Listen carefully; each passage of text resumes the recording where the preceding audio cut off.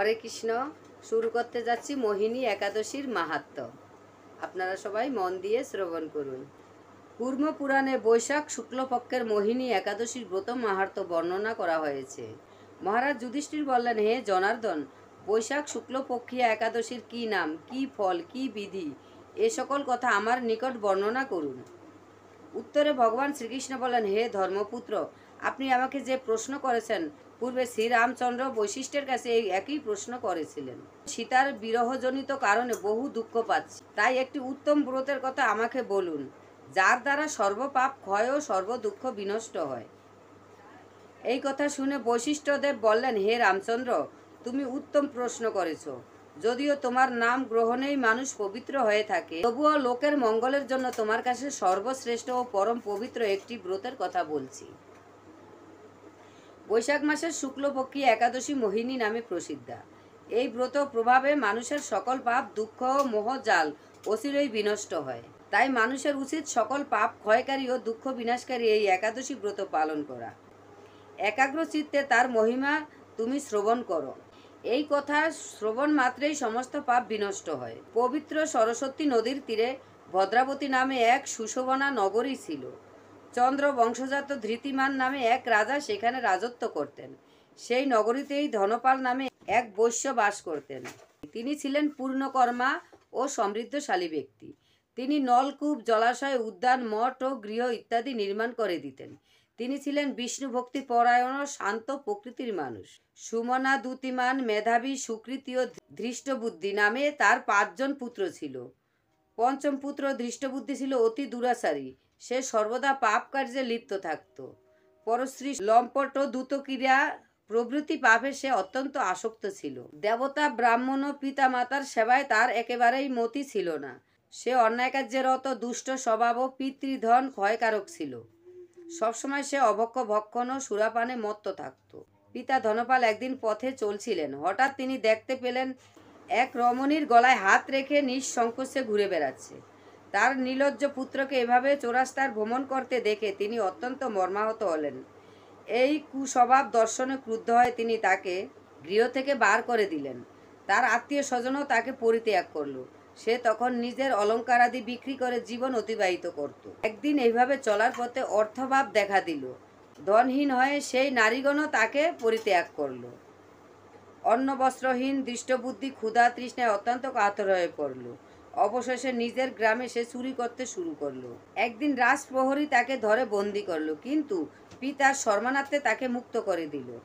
এভাবে কয়েকবার ধরা পড়লো, ছাড়া পেল, কিন্তু তবুও সে চুরি করা বন্ধ করলো না। তখন রাজা তাকে কারাগারে বদ্ধ করে রাখলেন।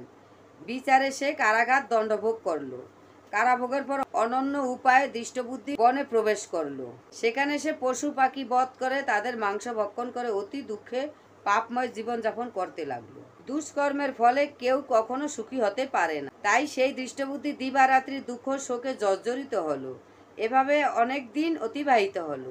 কোনো পুণ্য ফলে সহসা একদিন সে কৌণ্ডিন্য ঋষির আশ্রমে উপস্থিত হলো। বৈশাখ মাসে ঋষিবর গঙ্গা স্নান করে আশ্রমের দিকে প্রত্যাবর্তন করছিলেন। শোকাকুল দৃষ্টবুদ্ধি তার সম্মুখে উপস্থিত হলো। ঘটনাক্রমে ঋষির বস্ত্র হতে এক বিন্দু জল তার গায়ে পড়ল।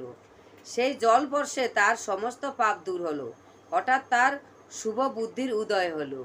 ঋষির সামনে সে কৃতাঞ্জলি ফুটে প্রার্থনা করতে লাগলো, হে ঋষি শ্রেষ্ঠ, যে পূর্ণ প্রভাবে আমি এই ভীষণ দুঃখ যন্ত্রণা থেকে মুক্তি লাভ করতে পারি, তা কৃপা করে আমাকে বলুন। ঋষিবর বললেন, বৈশাখ মাসের শুক্লপক্ষে মোহিনী নামে যে প্রসিদ্ধা একাদশী আছে, তুমি সেই ব্রত পালন করো।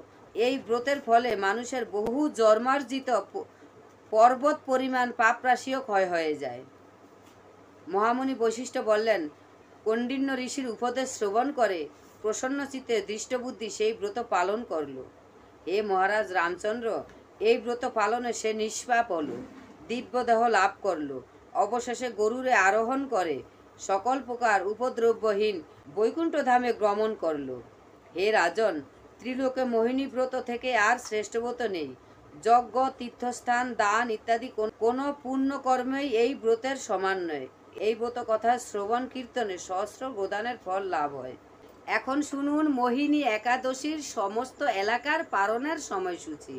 আগামী 5ই জ্যৈষ্ঠ 19শে মে রবিবার মোহিনী একাদশীর উপবাস। 6ই জ্যৈষ্ঠ 20 মে সোমবার পারণ মায়াপুর 4:52 থেকে 9:19, ইম্ফল 4:27 থেকে 8:56, গুয়াহাটি 4:34 থেকে 9:04 মধ্যে, কলকাতা 4:54 থেকে 9:20, ভুবনেশ্বর 5:08 থেকে 9:31, পাটনা 5:01 থেকে 9:31, কাঠমান্ডু 5:12 থেকে 9:44, চেন্নাই 5:42 থেকে 9:57, নাগপুর 5:33 থেকে 9:58 মধ্যে, বৃন্দাবন 5:27 থেকে 9:59, দিল্লি 5:27 থেকে 10:01, হায়দ্রাবাদ 5:42 থেকে 10:02 মধ্যে, ত্রিবান্ধম 8:02 থেকে 10:13, কলম্বো 5:53 থেকে 10:02,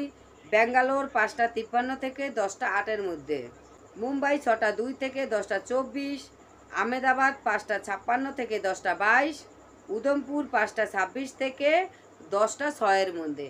আপনারা সবাই একাদশীর পারণ সঠিকভাবে শ্রবণ করুন এবং সঠিকভাবে পালন করুন। পারণ যদি এদিক ওদিক হয়ে যায় তবে কিন্তু একাদশী ব্রত বৃথা হয়। তাই সঠিক টাইমে পালন করুন। হরে কৃষ্ণ।